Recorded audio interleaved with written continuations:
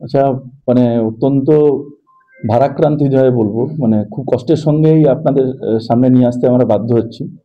আমরা মানে মেয়ের বাবা হিসেবেও আমরা খুব আমরা নিজেরাও খুব ভিতর থেকে মর্মাহত।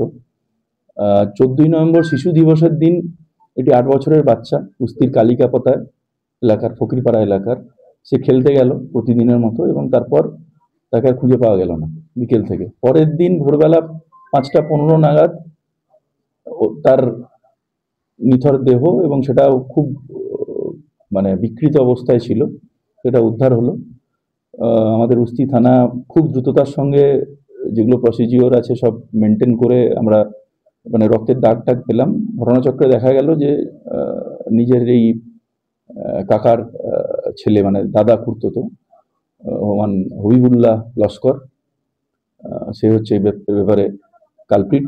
তাকে আমরা অ্যারেস্ট করেছি খুব দ্রুততার সঙ্গে, কোর্টের সামনে পেশ করে রিমান্ডও নিয়েছি।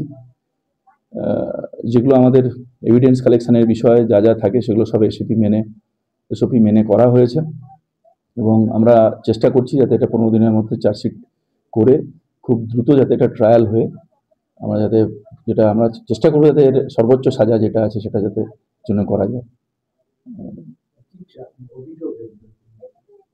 তো অভিযোগ চকলেটের লোভ দেখিয়ে মেয়েটাকে যেহেতু একদম নিজের খুব কাছের সম্পর্কের মধ্যে, সেটাকে সুযোগ কাজে লাগিয়ে বাচ্চাটাকে হি এন্টাইসড এবং চকলেটের লোভ দেখিয়ে ফাঁকা জায়গায় নিয়ে যে প্রথমে ধর্ষণ এবং তারপরে শ্বাসরোধ করে মৃত্যু। এবং সেই শ্বাসরোধ করার সময় যখন তার একটা চোখ খুলে বেরিয়ে এসছে, সেটাকে আবার মানে যেটা আমরা পরবর্তীকালে প্রাথমিক তদন্তে পাচ্ছি আর কি, যাই হোক সেটা একটা খুব বীভৎসতা এবং নারকীয়তা তার মধ্যে আছে। আমরা এটুকু বলতে পারি যে ধর্ষণ করে একটা বাচ্চাকে খুব নারকীয়ভাবে হত্যা করেছে।